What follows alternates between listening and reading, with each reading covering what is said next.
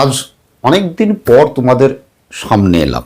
মাঝখানে বেশ কিছুদিন ক্লাস করতে পারিনি, আর এই জন্য প্রথমেই আমি ক্ষমা চেয়ে নিচ্ছি, কারণ জানি তোমরা অনেকেই আমার ক্লাসের অপেক্ষায় থাকো। তো মাঝখানে ক্লাস করতে পারিনি, তার কারণ হচ্ছে আমার পক্স হয়েছিল। আমার চেহারা দেখে নিশ্চয়ই বুঝতেও পারছো। তো শরীর এখনও যে পুরোপুরি সুস্থ তা নয়, এখনও উইকনেস আছে, এখনও দুর্বল আছে। কিন্তু ঘরে বসে বসে বোর হচ্ছিলাম, অনেক দিন থেকে ঘরে বসে আছি, ঘরে বসে বসে বোর হচ্ছিলাম, তাই ভাবলাম ধীরে সুস্থে শুরু করি। আর এই ভেবেই তোমাদের সামনে ক্লাস করতে এলাম। আর আজকের ক্লাসে আমি উচ্চ মাধ্যমিক ভূগোলের থার্ড সেমিস্টারের সিলেবাসের যে সেকেন্ড ইউনিট, সেকেন্ড চ্যাপ্টার আছে, জিওমরফিক প্রসেস বা ভূমিরূপ প্রক্রিয়া, এই চ্যাপ্টারের মাস ওয়াস্টিং বা পুঞ্জিত ক্ষয়, এই টপিকটি শুরু করব। তো এই মাস ওয়াস্টিং বা পুঞ্জিত ক্ষয় এই টপিকটি শেষ করতেও কিন্তু বেশ কয়েকটা ক্লাস লাগবে, একটা ক্লাসে পুরোটা শেষ করা যাবে না, ঠিক আছে?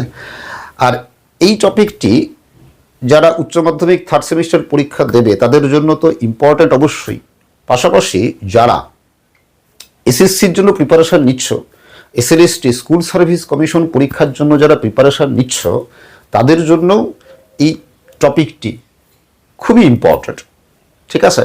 তোমরা শুরু থেকে শেষ পর্যন্ত মন দিয়ে শোনো, যেহেতু এটা এমসিকিউ, তোমাদের থার্ড সেমিস্টার এমসিকিউ, ফলে ভালো করে বুঝতে পারলে প্রশ্ন যেভাবেই আসুক পরীক্ষাতে তোমরা উত্তর করতে পারবে। আর আশা করি তোমাদের এই টপিক থেকে যদি কনফিউশন থেকেও থাকে কোনো, সেই কনফিউশন আজকে দূর হয়ে যাবে। তাহলে প্রথমেই আমরা জেনে নিই, চলো, যে এই পুঞ্জিত ক্ষয় বা এই মাস ওয়াস্টিং, পুঞ্জিত ক্ষয় বা মাস ওয়াস্টিং কি, ঠিক আছে? দেখো, তো এই পুঞ্জিত ক্ষয় বা মাস ওয়াস্টিং যদি তুমি একদম কনসেপ্ট ক্লিয়ার করে বুঝতে চাও, কনসেপ্ট ক্লিয়ার করে যদি বুঝতে চাও, মুখস্থ না করে, তাহলে তোমাকে এই আবহবিক আর ক্ষয়ীভবনের সাথে এই পুঞ্জিত ক্ষয় বা মাস ওয়াস্টিংয়ের পার্থক্য কি, এটা কিন্তু খুব ভালো করে আগে বুঝতে হবে, ঠিক আছে?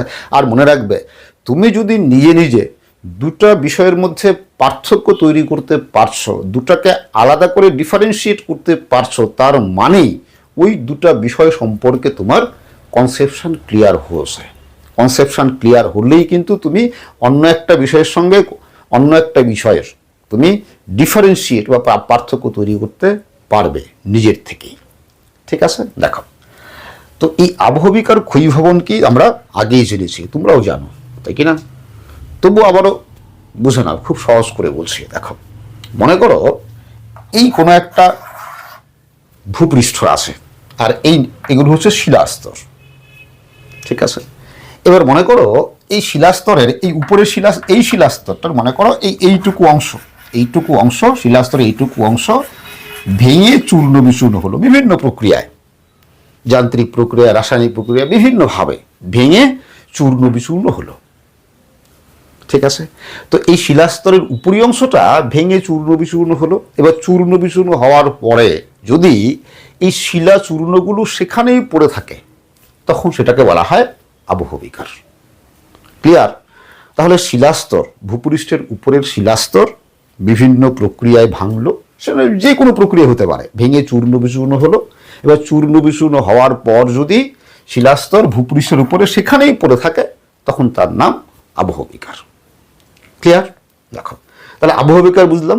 এবার দেখো, এবার এই যে শিলাচূর্ণ তৈরি হলো, আবহবিকার প্রক্রিয়ায় যে শিলাচূর্ণ তৈরি হলো, এবার এই শিলাচূর্ণগুলি যদি সেখানে পড়ে না থেকে, মনে করো এখান থেকে সরে এখানে স্থানান্তরিত হলো, এখানে গিয়ে জমা হলো, এখানে স্থানান্তরিত হয়ে গেল, তাহলে শিলাচূর্ণ একই জায়গায় যদি পড়ে থাকে, যেখানে ভাঙলো সেখানেই পড়ে থাকলো, তাহলে সেটা আবহবিকার।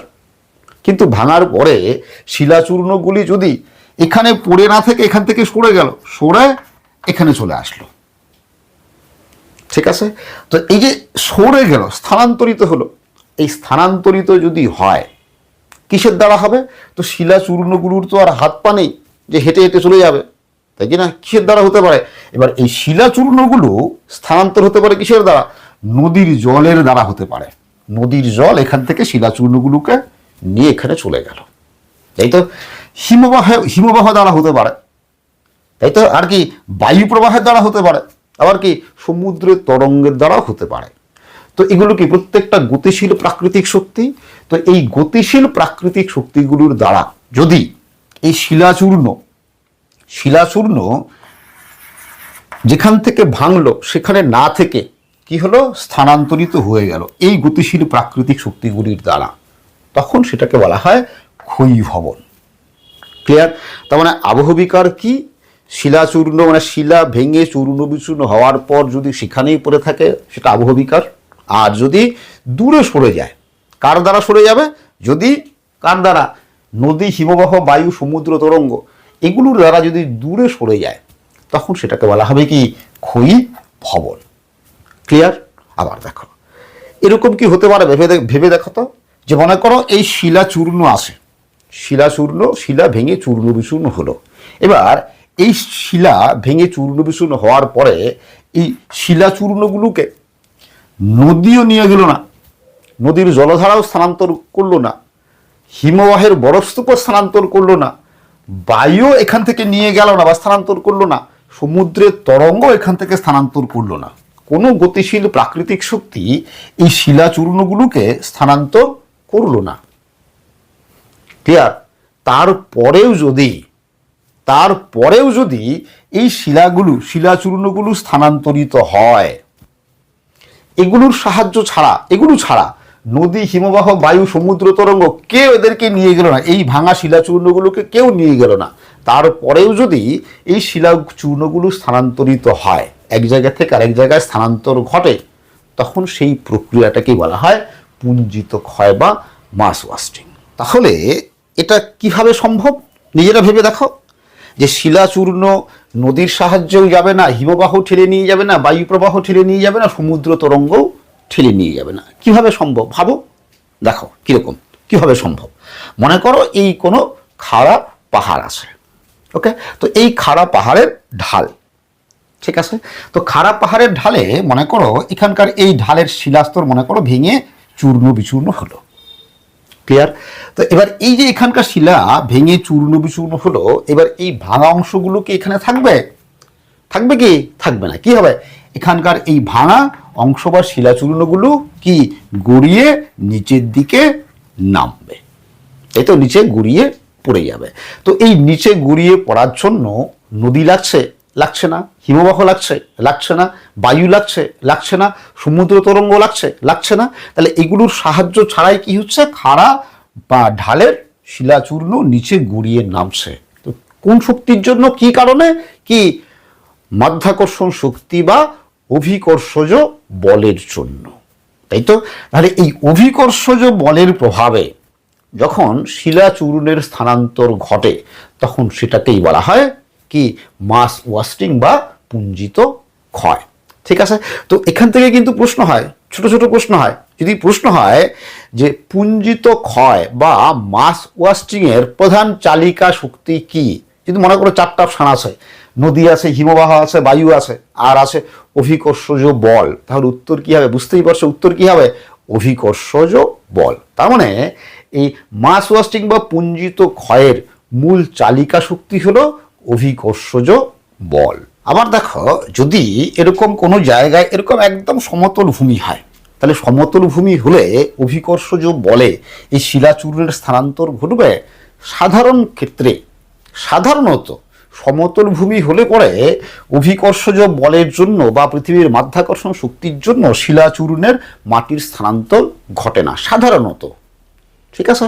তার মানে কখন ঘটে? যদি কি এই উচ্চভূমি হয়, ভূমির ঢাল যদি খাড়া হয়, তাই তো? উচ্চভূমি হয় বা ভূমির ঢাল যদি খাড়া হয় তবে কি হয়? তবে শিলাচূর্ণ কি ঢাল বরাবর নিচে গড়িয়ে নামবে, তাই তো? তোমরা ছবিতে লক্ষ্য করো, দেখো এই হচ্ছে মাস ওয়াস্টিং বা পুঞ্জিত ক্ষয়। তাহলে এখান থেকেও কিন্তু প্রশ্ন হতে পারে যে মাস ওয়াস্টিং বা পুঞ্জিত ক্ষয় মাস ওয়াস্টিং বা পুঞ্জিত ক্ষয় কোন ভূমিরূপে বেশি ঘটবে? কোন ভূমিরূপে? পার্বত্য অঞ্চলে বা খাড়া ভূমির ঢালে মাস ওয়াস্টিং বা পুঞ্জিত ক্ষয় বেশি ঘটবে।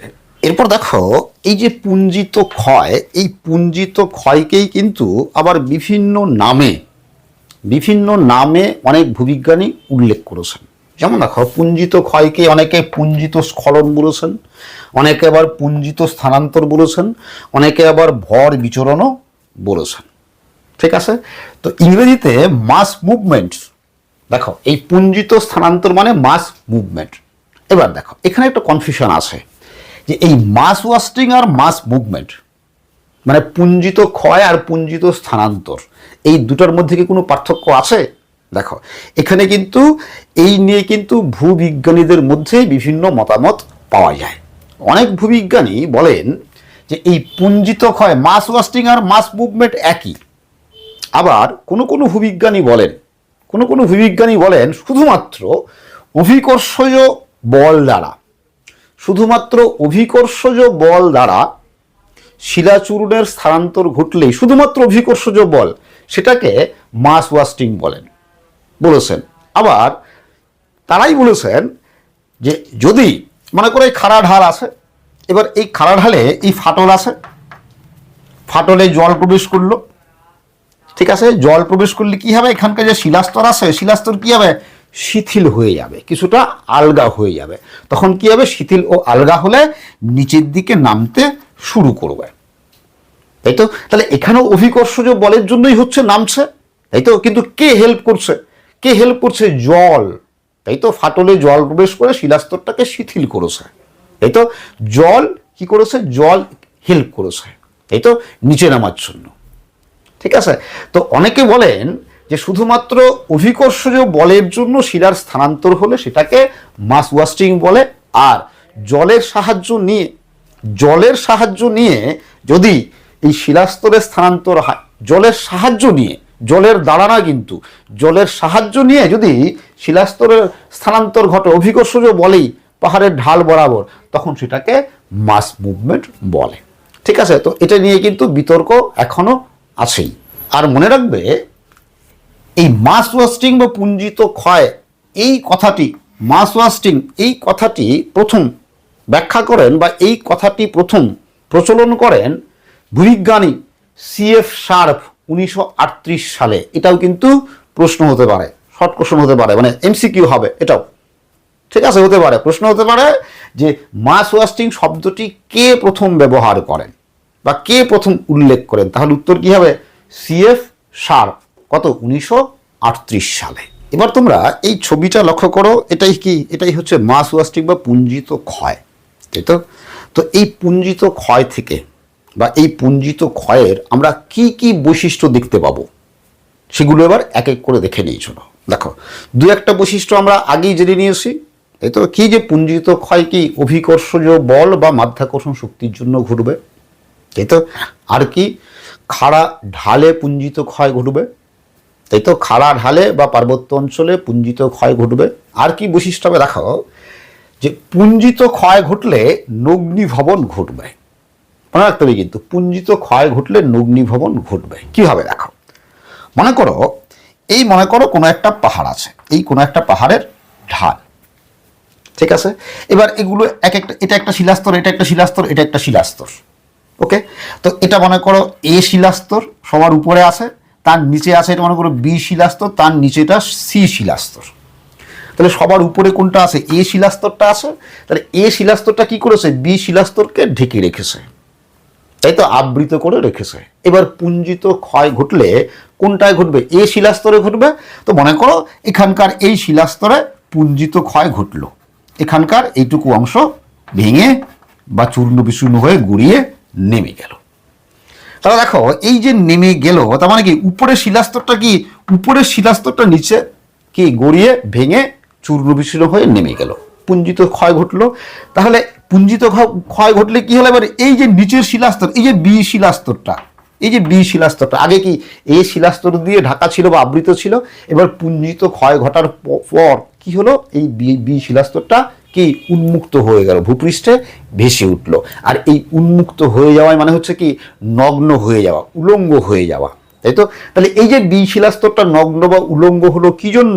কি পুঞ্জিত স্খলন ঘটার জন্য, তাই তো? আর এই নগ্ন হয়ে যাওয়াটাই মানে কি নগ্নিভবন, তাই তো? নিচের শিলাস্তর উপরে ভেসে ওঠাটাকে কি বলা হয়? নগ্নিভবন। তাহলে এক্ষেত্রে কি হলো? নিচের শিলাস্তর উপরে উন্মুক্ত হলো, ভেসে উঠলো, তাই তো? তার মানে কি পুঞ্জিত ক্ষয় ঘটলে নগ্নিভবন ঘটবে। ঠিক আছে, আর এটা তো বললামই সাধারণত খাড়া ঢাল বা পার্বত্য অঞ্চলে ঘটে। আর একটা কি বৈশিষ্ট্য দেখা যায় যে এই পুঞ্জিত ক্ষয় ঠিক এরকম খুব দ্রুত ঘটতে পারে, আবার খুব ধীরেও ঘটতে পারে।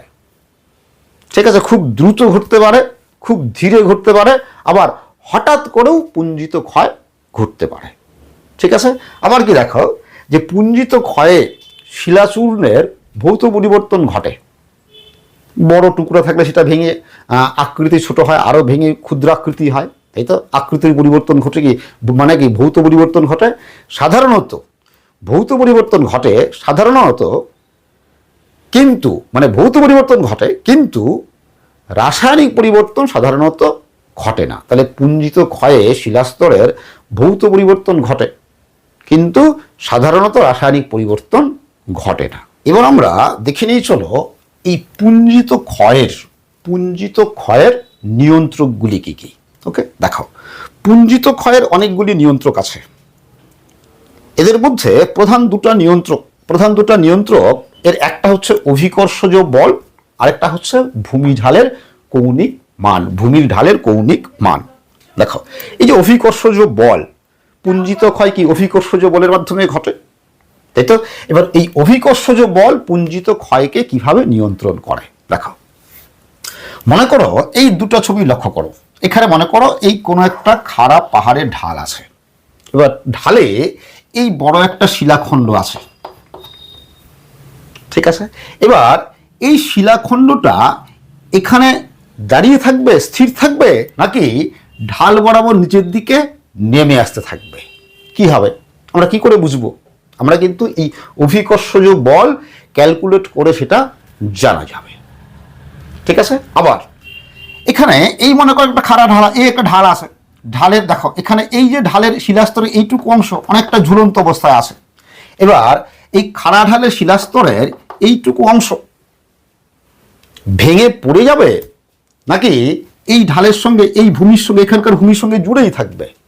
কি হবে সেটাও কিন্তু এই অভিকর্ষজ বলের উপর ডিপেন্ড করবে, অভিকর্ষজ বলের উপর নির্ভর করবে। এবং অভিকর্ষজ বল কিভাবে কাজ করছে তার দ্বারাই হিসাব করে বের করা যাবে। ঠিক আছে, দেখো তো এই শিলাখণ্ডটা গড়িয়ে পড়বে না স্থির থাকবে, এবং এই ঢালের এইটুকু অংশ ভেঙে পড়ে যাবে নাকি সেখানেই লেগে থাকবে? ঠিক আছে, সেটা পরিমাপ করার জন্য একটা সমীকরণ ব্যবহার করা হয়, সেটা পরিমাপ করার জন্য একটা সমীকরণ ব্যবহার করা হয়, এবং সেই সমীকরণটা কিন্তু অভিকর্ষজ বলের উপরই নির্ভরশীল। যে সমীকরণটা ব্যবহার করা হয় সেই সমীকরণটাকে ফ্যাক্টর অফ সেফটি বা সংক্ষেপে এফিস বলা হয়, মনে রাখবে কিন্তু। ফ্যাক্টর অফ সেফটি বা সংক্ষেপে এফিস বলা হয় বাংলায়, যাকে বলা হয় নিরাপদ উপাদান। ঠিক আছে, তো এই নিরাপদ উপাদান নির্ণয় করে আমরা বলতে পারবো যে এটা এই শিলাখণ্ডটা এখানে স্থির দাঁড়িয়ে থাকবে না গড়িয়ে নামবে, এবং এই ঢালের এইটুকু অংশ ভেঙে পড়ে যাবে না এখানেই পড়ে থাকবে, মানে এখানেই লেগে থাকবে। ঠিক আছে, আমরা কি দ্বারা নির্ণয় করতে পারবো? আমরা এই নিরাপদ উপাদান বা ফ্যাক্টর অফ সেফটি দ্বারা নির্ণয় করতে পারবো। ওকে, দেখো তো এই নিরাপদ উপাদান বা ফ্যাক্টর অফ সেফটি এফএস কি?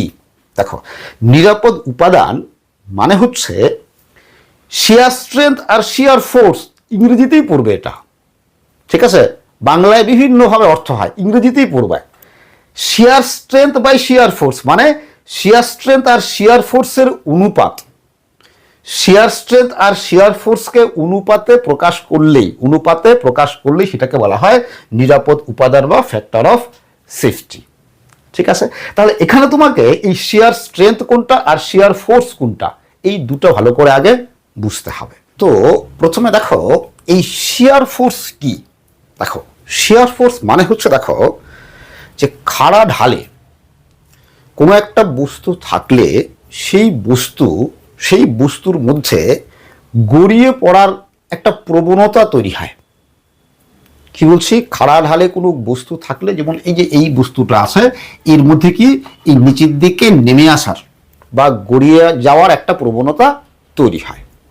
ঠিক আছে, এবার এই যে গড়িয়ে যাওয়ার বা নিচের দিকে নামার যে প্রবণতা তৈরি হয়, তাহলে নিচের দিকে নামতে গেলে কি করতে হবে, কাউকে এদিক থেকে কি পুশ করতে হবে, ধাক্কা দিতে হবে। কোনো বল কি করবে, ধাক্কা দিবে, তাই তো। তো যে বলের জন্য কি হচ্ছে, এই বস্তুটা নিচের দিকে নেমে আসবে, যে বল ধাক্কা দিয়ে বস্তুটাকে নিচের দিকে নামাবে, সেই বলটাকেই বলা হয় শিয়ার ফোর্স। তো সেই বলটা আসলে কি বলতো, সেই বলটা কিন্তু অভিকর্ষজ বলেরই একটা রূপান্তরিত অংশ। কি করা হয়, ফিজিক্সে ভালো ব্যাখ্যা আছে, যদি উঁচু ক্লাসে জিওগ্রাফি অনার্স নিয়ে পড়ো তখন সেটাও পড়বে। ওকে, দেখো তাহলে এই যে বস্তুটা আছে বা এই যে শিলাটা আছে, একে কি হচ্ছে, একটা বল ধাক্কা দিচ্ছে নিচের দিকে গড়িয়ে নামার জন্য, তাই তো, নিচের দিকে গড়িয়ে নামার জন্য। তো এই বলটা আসলে কি বলছি, অভিকর্ষজ বলের একটা কি কনভার্টেড পার্ট, অভিকর্ষজ বলে রূপান্তরিত হয়ে এরকম ধাক্কা দেয়। ঠিক আছে, তো এই যে বল ধাক্কা দিচ্ছে নিচের দিকে গড়িয়ে নামার জন্য, সেটাকেই কি বলছি, শিয়ার ফোর্স। ক্লিয়ার? এবার দেখো, তাহলে শিয়ার ফোর্স বুঝলে, তাহলে শিয়ার ফোর্স কি করবে, বস্তুটাকে কি নিচে নামিয়ে দেওয়ার জন্য, গড়িয়ে নামার জন্য ধাক্কা দিবে, বল প্রয়োগ করবে। এবার দেখো, বস্তুটা যখন নামতে শুরু করবে তখন কি কাজ করবে, এর মধ্যে কি আছে, ঘর্ষণ হবে, একটা ফ্রিকশন বল কাজ করবে, কি দেখি না, একটা বল কি করবে, ফ্রিকশন বল, মানে বস্তুটাকে আটকে দেবে, নামতে বাধা দেবে, তাই তো। তাহলে এই যে বল আটকে দিচ্ছে, যে বল নামতে বাধা দিচ্ছে বা বস্তুটাকে নামার ক্ষেত্রে আটকে দিচ্ছে, সেই বলটাকে বলা হয় শিয়ার স্ট্রেংথ। মানে এক কথা, এটা কি ফ্রিকশন বল বা ঘর্ষণ বল। ক্লিয়ার? এটুকু বোঝা গেল? তাহলে কি বলছি, যে যে বলের জন্য নিচের দিকে নামবে বা উপর থেকে যে বল ধাক্কা দিচ্ছে, সেটা কি শিয়ার ফোর্স, তাই তো। আর যে বল কি করছে, এটাকে নিচের দিকে নামতে বাধা দেবে, আটকাবে, মানে ঘর্ষণ বল, ফ্রিকশন বল, সেই বলটাকে বলা হচ্ছে কি শিয়ার স্ট্রেংথ, তাই তো। তার মানে এই দুটা বল কি একটা আরেকটার বিপরীতে কাজ করবে। তাহলে এদিক থেকে কি শিয়ার ফোর্স কাজ করবে, তাই তো, আর এদিক থেকে কি শিয়ার স্ট্রেংথ কাজ করবে, তাই তো। শিয়ার ফোর্স কি করবে, ধাক্কা দিয়ে নিচের দিকে নামাবে, আর শিয়ার স্ট্রেংথ কি করবে, বস্তুটাকে আটকে রাখার চেষ্টা করবে। এবার তোমরা এই ছবি তিনটাতে লক্ষ্য করো। দেখো, প্রথমে এই ছবিটার ক্ষেত্রে আসি। দেখো, তাহলে এটা মনে করো কোনো একটা খাড়া ঢাল, ভূমির ঢাল, এই একটা মনে করো বস্তু বা মাস আছে, ঠিক আছে। এবার একে ধাক্কা দিচ্ছে, এটাকে শিয়ার ফোর্স, আর একে আটকাচ্ছে, এটাকে শিয়ার স্ট্রেংথ। দেখো এখানে তীর চিহ্নটা লক্ষ্য করো, তীর চিহ্ন যেটা ছোট সেটা কম, যেটা বড় সেটা বেশি। তার মানে দেখো এখানে কি এই শিয়ার স্ট্রেংথের পরিমাণ বেশি, যে বলটা আটকাচ্ছে তার পরিমাণ বেশি, আর যে ধাক্কা দিচ্ছে তার পরিমাণ কম। বুঝতেই পারছো? তো যে ধাক্কা দিচ্ছে তার পরিমাণ যতটা, তার চেয়ে যে আটকাচ্ছে তার মান বেশি। ফলে কি হবে, বস্তুটা কি হবে, স্থির থাকবে, তাই কি না? কারণ কি, যে ধাক্কা দিচ্ছে সেটা কম, তার শক্তি কম, আর যেটা আটকাচ্ছে তার শক্তি বেশি, ফলে বস্তুটা একই জায়গায় স্থির থাকবে। ক্লিয়ার? এবার এটা যদি মান ধরে করি, ধরো এটা মনে করো, এটা ধরলাম 6 একক, শিয়ার স্ট্রেংথটা ধরলাম 6 একক, তার তুলনায় শিয়ার ফোর্সটা কম, ধরলাম এটা 2 একক, 2 ইউনিট। এবার যদি সূত্রে বসাই যে FS is equal to shear strength by shear force, তাহলে বসাও। তাহলে শিয়ার স্ট্রেংথ কত, শিয়ার স্ট্রেংথ 6, তাই তো। শিয়ার ফোর্স কত, 2, কাটলে কত, 3। তার মানে এফএস সমান সমান কত বেরোচ্ছে, এফএস সমান সমান 3, মানে 1-এর থেকে বেশি, তাই তো। তো এই নিরাপদ উপাদান বা এফএস এর মান যদি 1-এর চেয়ে বেশি হয়, এটা মনে রাখার বিষয়, যদি 1-এর চেয়ে বেশি হয় তাহলে বস্তুটা স্থিতিশীল থাকবে। কি হবে? বস্তুটা যেখানে আছে সেখানেই থাকবে, বস্তুটা কি নিচে গড়িয়ে নামবে না। ক্লিয়ার? এটা কিন্তু মনে রাখতে হবে। তার মানে নিরাপদ উপাদানের মান যদি 1-এর বেশি হয় তাহলে বস্তুটা কি স্থিতিশীল থাকবে, একই জায়গায় থাকবে, বস্তুটা নিচের দিকে নামবে না। ক্লিয়ার? আবার দেখো, এবার এই ছবিতে দেখো, এখানে দেখো, এটা শিয়ার ফোর্স, এটা শিয়ার স্ট্রেংথ। তাহলে যে এই বল ধাক্কা দিচ্ছে, যে বল ধাক্কা দিচ্ছে তার যতটা মান, মানে শিয়ার ফোর্সের যতটা মান, যতটা শক্তি, শিয়ার স্ট্রেংথ যে আটকাচ্ছে তার শক্তি একই, সেম, দুটোই সমান। যে বল ধাক্কা দিচ্ছে তার শক্তি এবং যে বল আটকাচ্ছে তার শক্তি সমান, একই। তার মানে ধরো এখানে এটা মনে করো 6, এটাও 6 একক, এসএফও শেয়ার ফোর্সও 6 একক আর শেয়ার স্ট্রেংথও 6 একক। এবার এটা মুছে দিয়ে করি যদি, তাহলে কি হয়? তাহলে উপরে 6 নিচে 6, কাটাকাটি করলে কত? 1, তাই তো? তাহলে এই ক্ষেত্রে বস্তুটা কি হবে? যেহেতু দুটাই সমান, তাই কিনা, যে বল ধাক্কা দিচ্ছে তার পরিমাণ যা, আর যে বল আটকাচ্ছে তার পরিমাণও একই। ফলে এই বস্তুটা বা এই মাসটা কি হতে পারে? কি গড়িয়ে নামতেও পারে, আবার স্থিতিশীলও থাকতে পারে। ক্লিয়ার? বোঝা গেল? গড়িয়ে নামতেও পারে, আবার স্থিতিশীলও থাকতে পারে, যদি নাকি দুটার মান সমান হয়, কি শিয়ার স্ট্রেংথ আর শিয়ার ফোর্সের মান সমান হয়। ক্লিয়ার? ক্লিয়ার? দেখো, বা যদি মান কত? 1 হয়, সমান হওয়া মানে কি 1 হওয়া, তাই তো? এবার এই ছবির ক্ষেত্রে দেখো, এই ছবির ক্ষেত্রে দেখো ঢাল খাড়া, শিয়ার ফোর্সটা বেশি, যে বল ধাক্কা দিচ্ছে তার শক্তি বেশি, আর যে বল আটকাচ্ছে তার শক্তি কম। ক্লিয়ার? তাহলে ধরো এর মান ধরো, এর মান ধরো শিয়ার ফোর্স মনে করো 6, ঠিক আছে, শিয়ার ফোর্স 6 আর শিয়ার স্ট্রেংথ মনে করো 3, এটা কম। তাহলে যে ধাক্কা দিচ্ছে তার মান 6, যে আটকাচ্ছে তার মান 3। এবার এখানে বসাই, এখানে বসাও, তাহলে শিয়ার স্ট্রেংথ কত? শিয়ার স্ট্রেংথ 3, তাই তো? শিয়ার ফোর্স কত? শিয়ার ফোর্স 6, তাহলে কাটলে কত? হাফ, মানে কি 1-এর কম, তাই তো? তাহলে 1-এর কম, তাহলে এফএস বা নিরাপদ উপাদান 1-এর কম, হাফ হচ্ছে মানে কি 1-এর কম। তাহলে 1-এর কম যদি হয় তাহলে কি নির্দেশ করবে? 1-এর কম যদি হয় তার মানে শিয়ার ফোর্সটা বেশি কিন্তু শিয়ার স্ট্রেংথটা কম, যে বল ধাক্কা দিচ্ছে সেটা বেশি আর যেটা আটকাচ্ছে সেটার মান কম, তাই তো? ফলে কি হবে? বস্তুটা এখানে থাকবে? বস্তুটা তখন থাকবে না, কি হবে? নিচে গড়িয়ে নেমে যাবে, তাই তো? তাহলে এফএস এর মান যদি 1-এর কম হয়, এবার কনক্লুশনে আসি, যদি এফএস এর মান বা নিরাপদ উপাদানের মান যদি 1-এর কম হয় তাহলে কি হবে? মাস ওয়াস্টিং ঘটবে, তাই কি না? পুঞ্জিত ক্ষয় ঘটবে, তাই তো? যদি 1 হয় এই ক্ষেত্রে দুটাই সমান, কি ঘটতেও পারে নাও ঘটতে পারে, তাই তো? আর যদি 1-এর বেশি হয় তাহলে কিন্তু মাস ওয়াস্টিং ঘটবে না, তাই কি না? মাস ওয়াস্টিং ঘটবে না। কি হবে?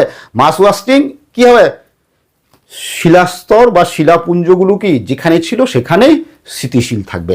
এই 3টা মান কিন্তু খুব ভালো করে মনে রাখবে, এখান থেকে কিন্তু প্রশ্ন হয়। এসএসসি এসএলএসটি পরীক্ষাতে কিন্তু এখান থেকে প্রশ্ন হয়েছিল। এবার দেখো পুঞ্জিত ক্ষয় বা মাস ওয়াস্টিং এর ট্রিগার বা উদ্দীপকগুলি কি কি দেখো। যেমন এই ক্ষেত্রে কি বলছি, এই ক্ষেত্রে এটা কি, এটা স্থির থাকতেও পারে, তাই কিনা, আবার গড়িয়ে নামতেও পারে। তো এটাকে ট্রিগার করা যায়, এটা নামবে গড়িয়ে, এটাও গড়িয়ে নামতে পারে, এই তো। কেন, কোন কোন কারণে, সেগুলোকে বলা হয় মাস ওয়াস্টিং এর ট্রিগার বা উদ্দীপক। যেমন মনে করো এখানে ভূমিকম্প হলো, এই ভূমিতে যদি ভূমিকম্প হয় তাহলে কি কম্পন হবে, তাই তো? তাহলে কম্পন হলে সেক্ষেত্রে কি হবে? কম্পন হলে স্থিতিশীলতা নষ্ট হয়ে যাবে, সেক্ষেত্রে গড়িয়ে নামবে। তাহলে ভূমিকম্প একটা উদ্দীপক বা ট্রিগার, তাই তো?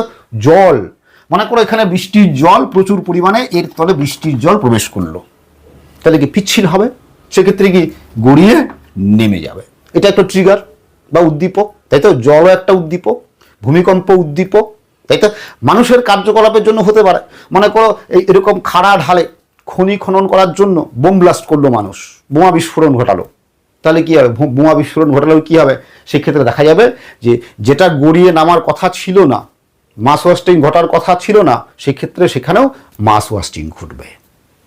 বুঝা গেল? আজকের ক্লাস আমি এখানেই শেষ করব। তবে যতটুকু পড়িয়েছি তার থেকে কি কি এমসিকিউ হতে পারে, কি কি এমসিকিউ হতে পারে, এবার এমসিকিউগুলো দিচ্ছি, তোমরা আমার সঙ্গে সঙ্গে এমসিকিউগুলো উত্তর করে ফেলো। ঠিক আছে? প্রথম প্রশ্ন, মাস ওয়াস্টিং শব্দটি প্রথম ব্যবহার করেন A L Bloom, B R.J. Chorley, C Sharp, D S পাসার্জ। বুঝতেই পারছো অ্যান্সার কী হবে, সি শার্প।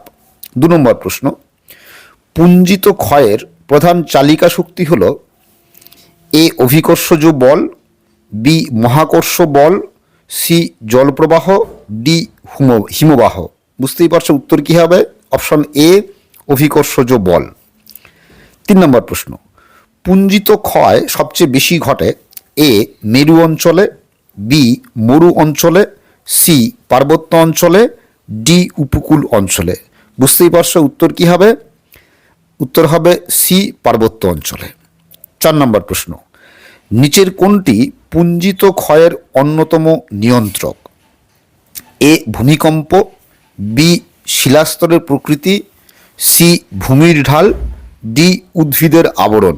বুঝতেই পারছো উত্তর কী হবে, ভূমির ঢাল। 5 নম্বর প্রশ্ন, পুঞ্জিত ক্ষয়ের কোন বৈশিষ্ট্যটি ঠিক নয় এ পুঞ্জিত ক্ষয় ঘটলে নগ্নিভবন ঘটে, বি পুঞ্জিত ক্ষয় অভিকর্ষ বলের দ্বারা ঘটে, সি পুঞ্জিত ক্ষয়ে ভূমিরূপের আকস্মিক পরিবর্তন ঘটতে পারে, ডি পুঞ্জিত ক্ষয়ে ভূমির ঢালের ভূমিকা নগণ্য। বুঝতেই পারছো উত্তর কী হবে, ডি পুঞ্জিত ক্ষয়ে ভূমির ঢালের ভূমিকা নগণ্য। 6 নম্বর প্রশ্ন, শিয়ার শক্তি ও শিয়ার বলের অনুপাত হল এ নিরপেক্ষ উপাদান, বি নিরাপদ উপাদান, সি সামগ্রিক উপাদান, ডি শক্তি উপাদান। বুঝতেই পারছো উত্তর হবে বি নিরাপদ উপাদান। 7 নম্বর প্রশ্ন, পুঞ্জিত স্থানান্তর হওয়ার জন্য নিরাপদ উপাদানের মানে এফএস এর মান হওয়া উচিত এ 1 এর সমান ও বেশি, বি 1 এর সমান ও কম, সি 1 এর বেশি, ডি 2 এর সমান ও বেশি। বুঝতেই পারছো উত্তর কী হবে, উত্তর হবে সি উত্তর হবে বি 1 এর সমান ও কম। আশা করি তোমরা বুঝতে পেরেছো। আজকের ক্লাস আমি এখানেই শেষ করছি। তোমরা সবাই ভালো থাকবে, সুস্থ থাকবে। আবার দেখা হবে পরের ক্লাসে।